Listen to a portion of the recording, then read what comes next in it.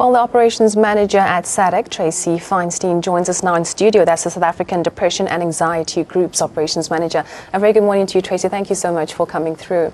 Thank you. Thanks for having us on the show. Now, Tracy, just dealing with matric exam results. Some students pass, but some of them don't do so well. For those that haven't actually passed their matric, how should they deal with the failure? I think, for today is a day, probably a very anxious day, and for others exciting. I think, these feelings are actually pretty normal, and it's also part of the necessary growing steps in life. So for those that don't do so well, I think it's really important for them to realize and to find support structures to encourage them, to uplift them, to support them during the next few days. Failure is actually a very normal and almost a necessary part of life. And I think it's time today for parents and children to sit down together and perhaps even look at, having maybe a plan B or even a plan C as a backup, so that you don't wait for tomorrow and then go, wow, I didn't expect this. I think there's nothing that can be done. It's nearly 2 months now since the exams were written. Exactly. So the students have probably got a good indication of where they are hoping to end. But there will be those that will be very disappointed. And the feelings of disappointment are perhaps different for each student. So it's not a time where we should generalize. And I think we need to be very aware that the reality of anxiety for what is the next step, or deep feelings of sadness can lead to depression. And that is where we want to say, from SADC's point of view, we're a phone call away, and the students can phone us, and parents can phone us to try and speak to counselors and get some sort of support and direction for their own unique situation. Well, just speaking about you being available as SADC, what's the phone line, what's the website to visit if someone doesn't know how to get a hold of you and actually need a shoulder to cry on or an ear to listen to them? Well, there's a lot of information on our website, which is www.sadc.org. A lot of information around things like depression and anxiety, because we are an NGO focusing on education and awareness on mental health. Our phone lines, we have a suicide crisis line, which is 0800 567 567. And we have a 24-hour hotline as well, which is 0800 12 13 14. And I think through those various platforms, also our Facebook page, students and, any individual can contact us and reach out so that they can get telephonic counselling, and then we can refer them for appropriate support during this time of uncertainty. Uncertainty, definitely. Yeah. Now, would you say that the government has adequate measures in place to support matriculants at this particular time? I think, if we look at the numbers, it's quite daunting. But for example, there are, and I think this is where students need to very quickly kick into the next mode of what can I do about it. So for example, students could ask for a remark on an exam that they may not be happy with the results. They could also do a supplementary exam. And, obviously all those minimum requirements are available on the various websites for Department of Education. There's also a program called Second Chances. So for those that have not achieved successfully, apply through those programs. But again, contact SADC. We have the contact details available to share with them, and they can then move on and try again if that's what they have to do. Brush up. Now, Tracy, do you think that we should actually abandon the practice of publishing these matric results, through mass media? Perhaps just go back to the whole report in an envelope, between you and the teacher system. I think, those kind of pros and cons, and from a psychological point of view, probably need to be discussed with a psychologist as to what are the ups and the downs.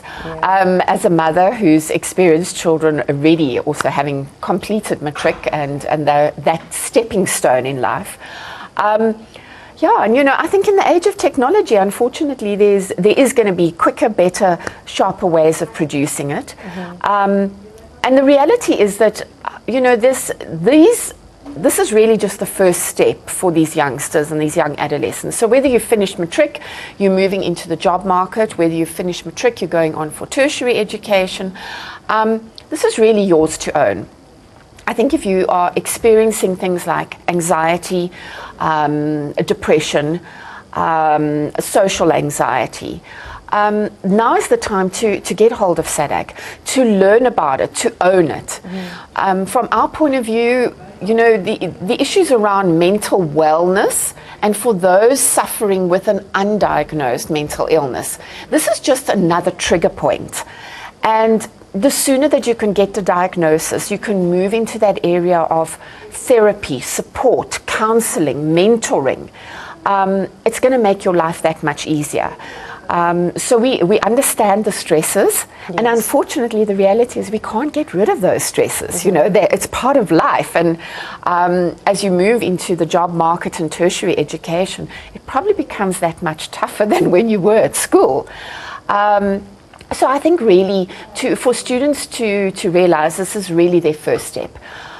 People also need to be perhaps aware of, and I talk about the parents, guardians, to be very aware at this time of some of the behavior changes that could exasperate and pick up on depression.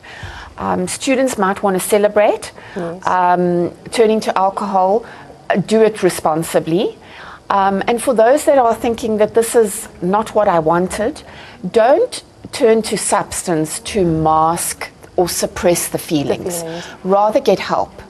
And I think that's really important, because this is just one step in moving forward in your life. And Tracy, for some of the guardians and parents, how can they tell what are the signs of a child who's depressed? I mean, how do you know? Yeah. I think very relevant at this point in time is you might find the individual sort of withdrawing. So they don't want to be with their friends. The element of self-esteem has been broken down because they haven't achieved what perhaps the rest of their friends have. So be aware of the individuals that are withdrawing to their rooms, not wanting to go out and be with friends, not wanting to talk. And this is really an important time of really making that connection with parents and children. You know, we tend to think that the youngsters just want to be in their room with their earphones plugged in and listening to music, and you think that they are actually okay. At this point in time, they just might not be okay. So look at those behavior changes. Things like eating patterns and sleeping patterns changing.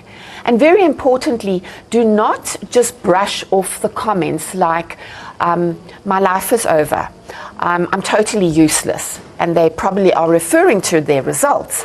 But they start saying things that have got perhaps a deeper meaning. And we're all busy, and so we just tend to brush off those comments and say, you know what, get on with your life, do it again. Take a second chance, or maybe make a little bit more effort next time. And we don't really get into the psyche and really look at that person and say, you know what, I am really concerned about you. The actual results are not necessarily going to be the only reason as to why a person thinks, you know what, I'm hopeless, I'm useless, this whole thing is just a useless situation, and therefore they look at ending their lives. There would have been other events surrounding the individuals that lead up to this, but I really encourage adults who are around these youngsters to don't brush off those comments. If you're concerned about somebody, contact SADAG, and we can help you with the support systems, perhaps the right things to say. For really serious cases, we will encourage a medical intervention, getting the person to hospital. Very often there needs to be medication to stabilize the individual before you move on to therapy. And just Tracy, for those that actually have passed, I think also going into tertiary institutions, people don't actually necessarily think that they'll have any anxiety or experience any stress going there, because, I mean, you've already passed matric, so you think you've done everything that you need to do. So for those that actually are moving on to tertiary institutions, what advice would you give them in terms of how to cope with the differences between high school and varsity or college or technicons? Well, that's it. You know, the ones that have passed, going into the job market, very anxious time. because you don't know what to expect, you don't know how to behave, you don't know what is going to be expected of you. For those going to the tertiary education, I think it's a time of great uncertainty, with a lot of pressure and the unknown. And that in itself often brings on this overwhelming feeling of anxiety, which can often manifest in panic attacks. So again, phone SADAG. If you experience these things, phone SADAG, speak to the counselors. The earlier that you get the diagnosis and the solution as to how to treat these, because an anxiety disorder is a very treatable mental illness. It will help you with the coping skills. So for example, we will talk about lifestyle changes. We will talk about breathing techniques to help them at this point in time, so that when they do actually land at work or land at the tertiary education, they feel a little bit more empowered and are able to actually calm themselves, so that the social anxiety doesn't play out and actually cripple them. And finally, Tracy, to the parents of students who perhaps have passed but don't want to go to university as sort of pre-planned by their parents. Perhaps they don't want to study medicine or become lawyers. They want to become artists or do something that their parents had not necessarily thought was best for them. What would you say to those parents of children like that who don't want to do what their parents necessarily want them to do or think is best for them? Well, yeah, you know, again, I'm not a psychologist, but I would honestly and truly say, and having been, as I said earlier, a mother myself, it's really important for us to realize, you know, this is a time of encouraging our children to do what they want to do. We want to spark that passion. We want to encourage them to find what is it that they want to do, what is it that they're good at, what do they love doing, and if they are allowed to do those things, that is when they're going to shine, when they're going to spark. And at the end of the day, what do we want as parents? We just want our kids to be happy, fulfilled, and ultimately successful.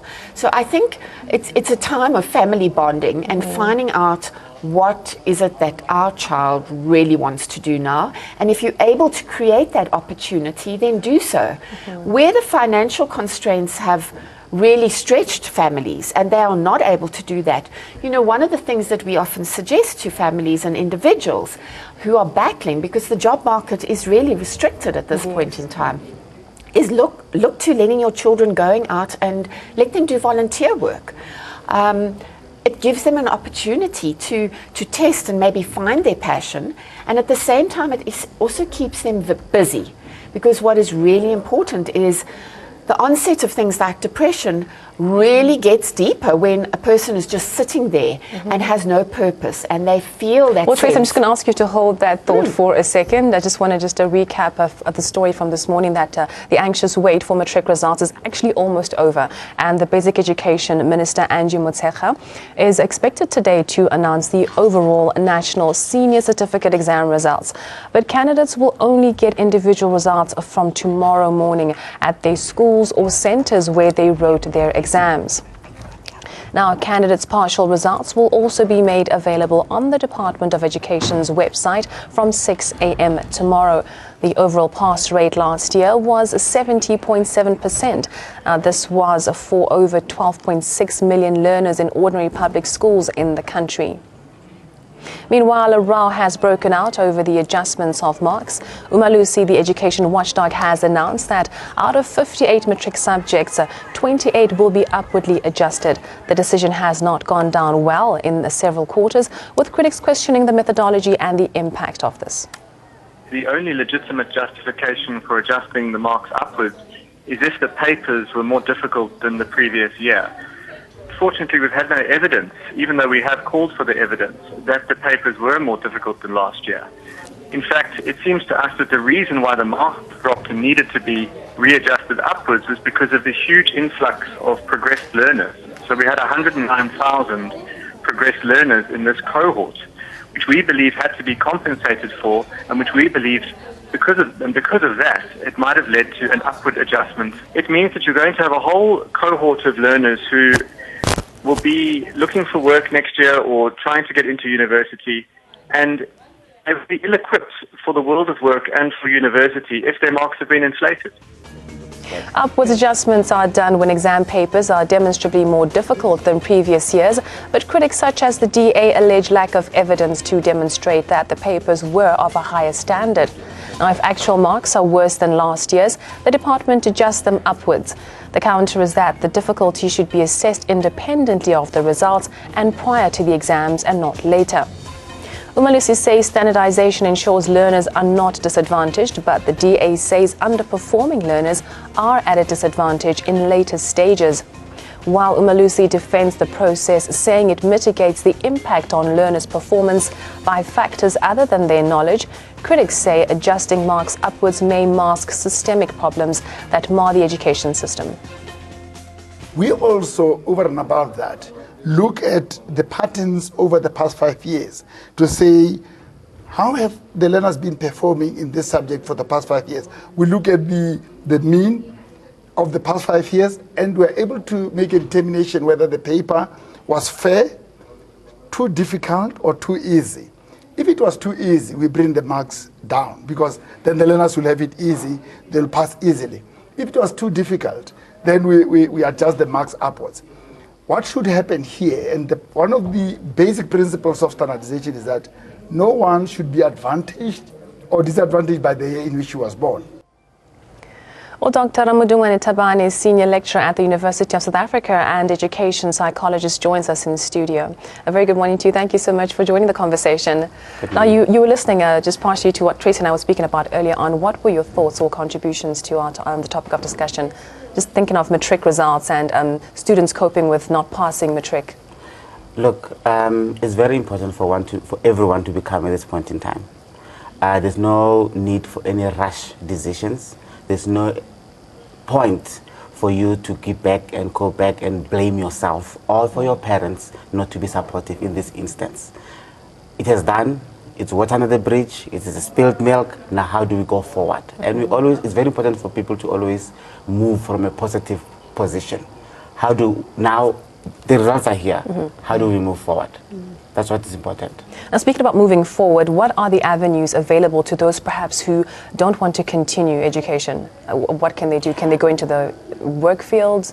What options are available? There's always this gap year, all right? But unfortunately, it is the privilege for those who have, who can either be able to travel to other countries or to volunteer in other services.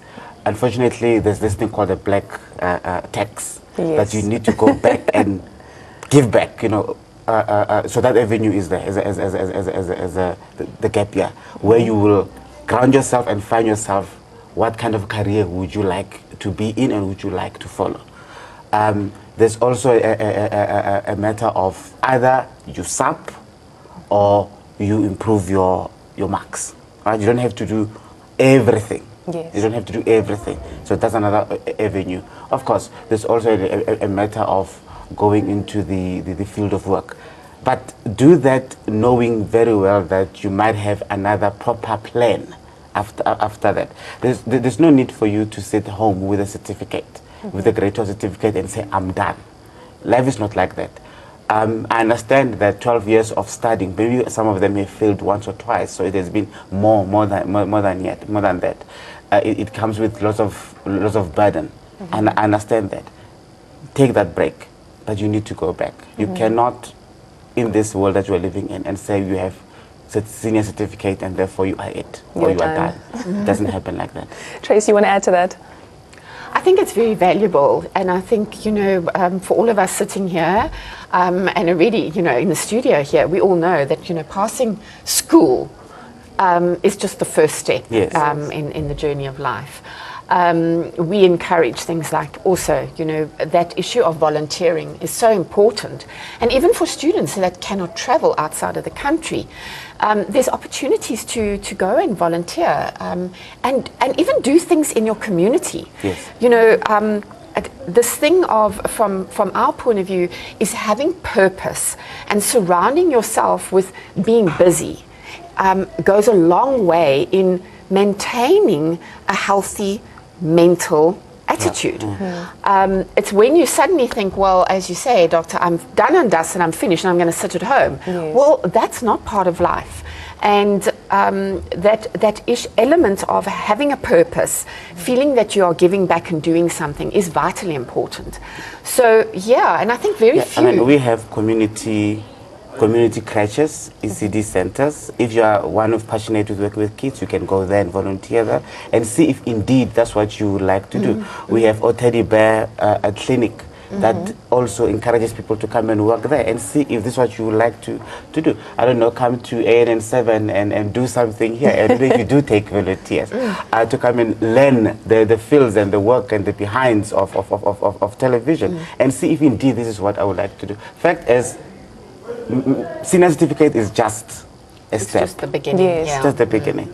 So like for someone who's actually trying to decide what they want to do with their lives, you actually advise them to perhaps shadow somebody who's working in the career field that they think they want to follow, to see if really that is what they want to do. Because a lot of times you get first-year students applying for a particular degree, and by the end of first year they've either dropped out or they've changed courses directly because it's not what they thought it was going to be. You talk only of the first years. We have people who would like to change their careers, what they have chosen, simply because they use the wrong mechanisms to choose that particular career to study. Come third year, come almost graduation or the end, they realize this is not me. So, then they go back. What's the right mechanism then to choose? Is there a certain formula high school students can follow to start preparing themselves to decide what's best for them? Do you go according to what you score the highest marks in or what your passions are? How do you decide what to decide? What First and foremost, you have to have that. You have to score. Right? You have to pass. You have to have the mental ability, you have to be able to do that particular, your IQ, so is easily put.